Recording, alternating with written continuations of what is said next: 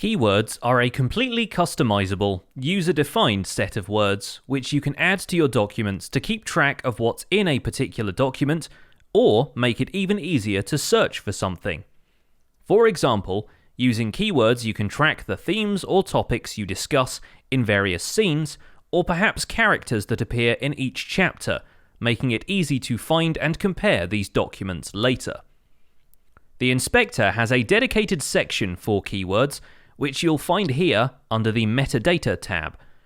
This tracks the keywords that have been assigned to this document. From here, you can open a floating keywords panel by clicking on the three dots and clicking Show Project Keywords.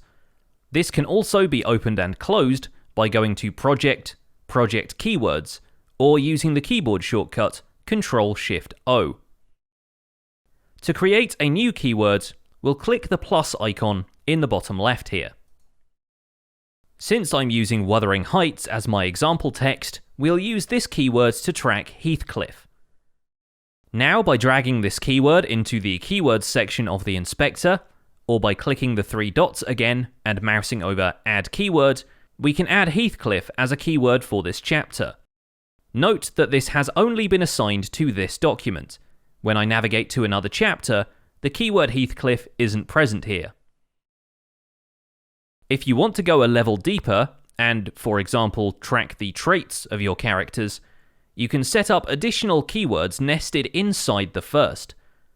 I'll make sure Heathcliff is selected here as a parent keyword, and then I'll click the second plus button to create another keyword as a child of the first. We'll label this one Anger, and we can use it to track chapters where Heathcliff displays anger. We'll probably be using this one a lot. Note that anger hasn't automatically appeared in the keywords pane for the current document. We can drag it in separately. One more useful tip: if you want to move a keyword along with its parent keyword, hold down the Alt key as you drag them.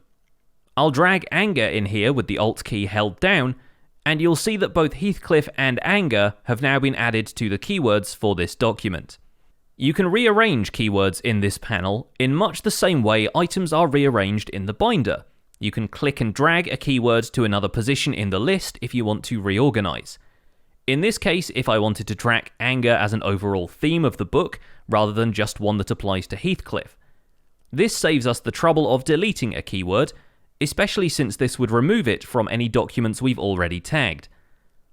You might also decide the colors Scrivener has automatically assigned to these keywords don't represent them very well. It's easier to track themes by colors you can associate with those themes. Double-clicking on the keyword chip here, we can bring up the color options and assign Heathcliff a more bruised purple color, and anger a dark red. I've now gone through and tagged the chapters in which Heathcliff is mentioned with our Heathcliff keyword. Returning to the keywords panel, I can highlight Heathcliff here and click the search button in the bottom right. The binder will now display any chapters I've tagged with this keyword. Keywords can also be part of the display when you're viewing your project in the corkboard or the outliner. If we open the corkboard and enable View, Corkboard Options, Keyword Colors, you'll see these keyword chips appearing on each index card, allowing you to get a quick overview of which chapters have been tagged with that keyword. Likewise, if we go to the outliner and add the keywords column, you'll see the colored chips now appear alongside the other metadata for these chapters. That's all we're going to cover in this video. If you want to learn more about the features of Scrivener, our other videos should be linked nearby. Thanks for watching, and happy writing!